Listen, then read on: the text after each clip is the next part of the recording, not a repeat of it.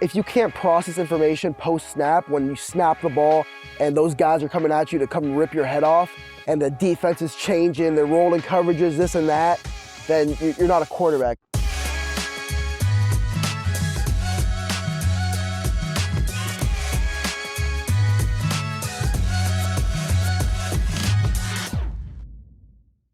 It was really the coaching staff. It's not really about the building itself. It's about who's inside the building, and the coaches really did a phenomenal job of that. Kurt Signetti and just the coaches he has underneath him, the way they facilitate, interact with the players, and just the way they handle themselves with the players is just unbelievable. Like, that's why I was originally committed to JMU, and then they brought the culture to Indiana, and the second I stepped in, like, I just knew we were going to win because just everyone was so bought into the program. It was really incredible. Like, there was not one person that was out. And if someone was out and they didn't want to buy into it, they left like this. Signetti had them gone in a matter of a day. So you're coming up here, you're a heck of a quarterback out in this area, you know, a lot of wins at Columbus. What was it about your game that you feel like made him feel like you would be a great fit for what he does? 'Cause he was recruiting you at JMU and then brought you over to Indiana. I think that he liked the way I held myself in the game, the poise that I had in the pocket at Columbus, and the competition I was playing and the stats I was putting up against that competition. So it showed I could process information fast, I could make the throws, and I wasn't rattled by the pressure of the defensive end. We played Ruben Bain on my junior year coming at me. We played a ton of studs off the edge and just sitting in there throwing and taking the shots. I think he really liked that poise for me and being able to just process the information, because that's one of the biggest things. We see a lot of quarterbacks with great arms. They can absolutely sling the ball. But if you can't process information post-snap, when you snap the ball and those guys are coming at you to come rip your head off, and the defense is changing, they're rolling coverages, this and that, then you're not a quarterback. So you got to be able to be poised and see that while you're worried about someone absolutely decapitating you. How did they find you down in Miami? Like, what was the process by which they're able to go identify? So I was pretty low recruited. I didn't start till my junior year because I was backing my brother up for my freshman and sophomore year. So most of the recruiting now happens sophomore year. You kind of get on the radar. So I had nothing. And then my junior year, nothing. Had an offer from FIU. And then my senior year, going into my senior year, that spring ball, Tino, Coach Siri, who's now at UCLA, came down to watch me throw. And I was actually in a boot because I'd broken my foot. So I was throwing with a boot on. He saw me throw with a boot. He offered me. Then I went up there for a camp just so I could throw again, because I wanted to see how he coached, how he just held himself. Because I'm not going to go somewhere if I don't know if I'm going to fit with their coaching style and how they want to teach me how to play quarterback. So I went there, loved it. I was their number one guy. They offered me, and they kind of had told me that if they did leave, they would take me wherever they were going to go because they thought I was that talented. But you never know. A lot of the days it's just talk, these college coaches. So when they did go to Indiana, it was actually a week before my state championship game. And I was kind of nervous, a little nervous. And finally they hit me with a call 2 days after, like, oh, we want to offer you this and that. So then took my official visit the day after we won the state championship, and I committed. So it was pretty awesome. It's crazy. I mean, it must have been just like surreal. Talk about that whole journey to realize you were going to the Big Ten. It was always like a dream of mine to play Power 5 football because everyone wants to play Power 5 football. But at the end of the day, it needs to be the right situation. And the best situation was James Madison for me. Even though I was going to sacrifice maybe the big name, Power 5, Big Ten, it was the best coaching style fit for me. And then once the coaches went to Indiana, I was like, Big Ten, great coaches, great opportunity, let's go. So you're growing up in football. Like, I imagine your brother's playing before you, right? He started playing, then you started playing? We kind of started playing at the same time, actually.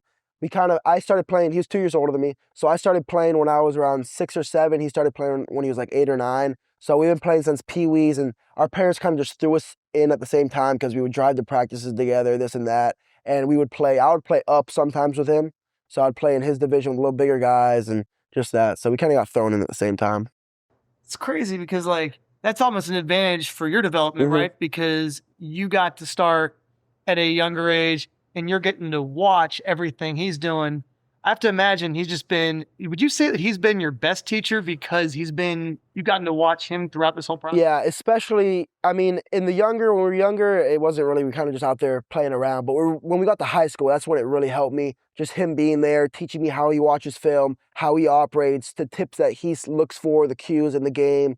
So that really helped me on how to handle just adversity, competition, and all that stuff that he had to go through. And then now at Indiana, the way he's telling me how he prepares as a starter, prepares for college defenses, and just handles himself on it every day. He's going to go to class, do this, do that, watch film, blah, blah, blah. Just his daily schedule to prepare him for when he does get on the field, because it's really not just like a day of thing or a week of thing. It's really a yearly thing, how you can carry yourself every single day of the week. So just learning that has been amazing. What did it feel like when you finally, after you're watching your brother for all that time, he goes off to Cal? What did it feel like to finally like be the guy in that moment when you're like, all right, now I get to be my own? Yeah. Finally I get to control this offense. It was definitely nerve-wracking because there was a lot of expectations from my brother, Power 5 quarterback, the first one in the school, like the past 25 years or something. So there was a lot of expectations, but it was nerve-wracking. I just prepared like he had taught me to prepare. And if you're prepared, when preparation meets opportunity, that's when you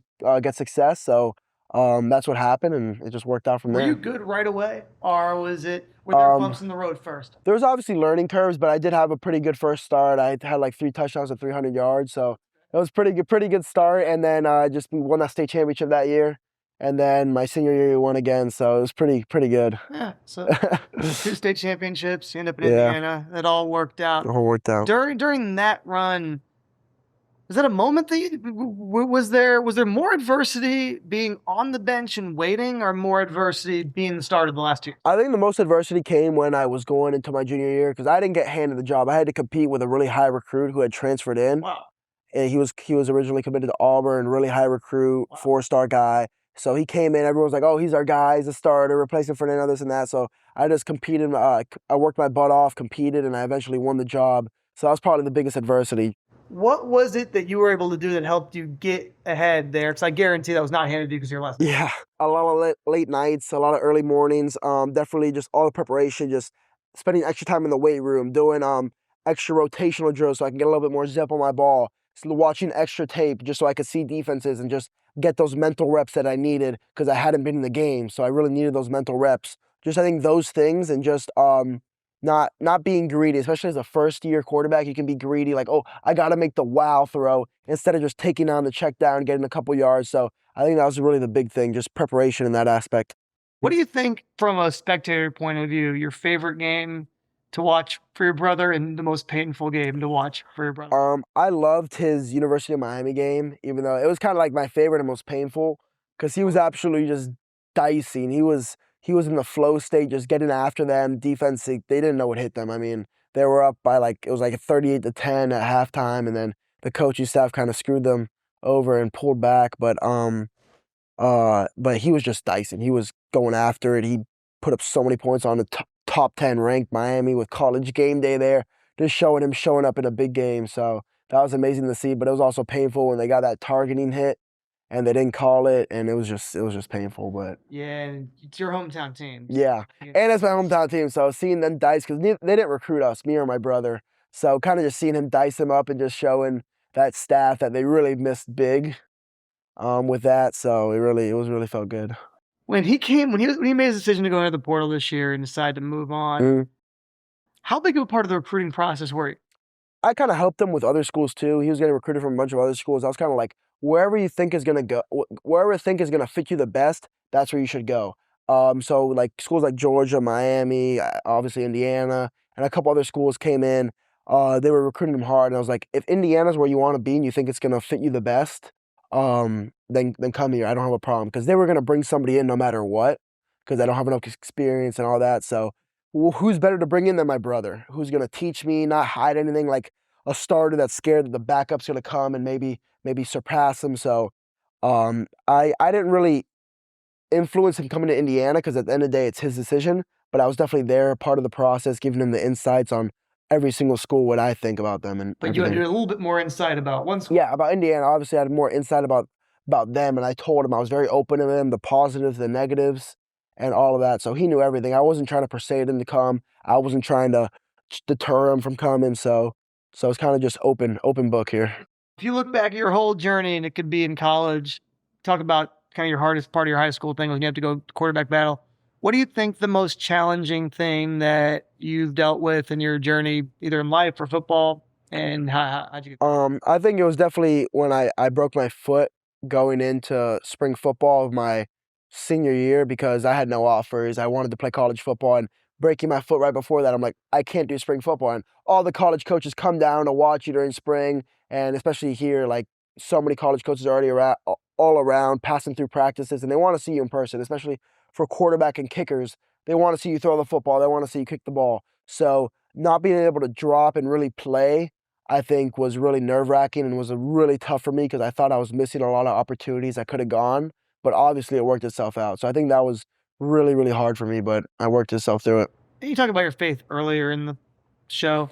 I know that was a big thing for Curtis. Is it something that you really connect with your teammates in Indiana for? Yeah, 100%. We had a Bible study. Curtis would be there every time. I would be there every time. And we had a team Bible study. Whoever wanted to come could show up, and a bunch of guys, like half of the team would show up, and we would do a Bible study every Wednesday. So, and we still do it. So it's been great. So a lot of guys are really strong in their faith on the team. And I think that's really helped us take that next step, just being closer and tighter as a team, which you need when you're on the field. I need to know that guy's going to do his job, and I trust him, and I know him. I'm not like, okay, I know him, we're kind of acquaintances, but I know him for real. So I think that's one thing that's been great. If you would look back at your journey, most fun you think you've had in Indiana, what was your most fun experience? Most fun, I think, has been when we beat Michigan. That was a pretty cool experience. Or even when we beat Purdue, pretty beat down. But any of the Big Ten matchups that we came home and just was a great time. I mean, just being around with the guys. I mean, I think traveling with the team, traveling with Curtis, Taven, and Tyler Cherry, who was also in the quarterback room. I think us four, we really had a great connection. Last year's quarterback room, we would travel together, stay in the hotel rooms, just really bond. So I really enjoyed that personally, just being with the team. That's probably my favorite thing, just doing team activities. Who are some guys that the Indiana fans could be excited about for next year? One guy you can really be excited about is Charlie Becker. He's a receiver in my grade. He is phenomenal. Elijah Hardy, who's a linebacker, he played a little bit last year, did a great job. I think those are really the two big guys. Obviously my brother, but you know that, and then me. I think everyone's already excited about your brother. Yeah. But you're telling them they can be excited about you when I do get in the game. Yeah. Hopefully I get in the game because we're up by a lot, but hopefully nothing bad happens. I mean, knock on wood, I shouldn't even have said that. But I'll get in the game, and they can be excited about me, Charlie Becker, and Elijah Hardy. Awesome. I mean, those are three great players. When you get in the game, yeah, who are you throwing the ball to? Whoever's open. Got it. Just gonna make the right decision.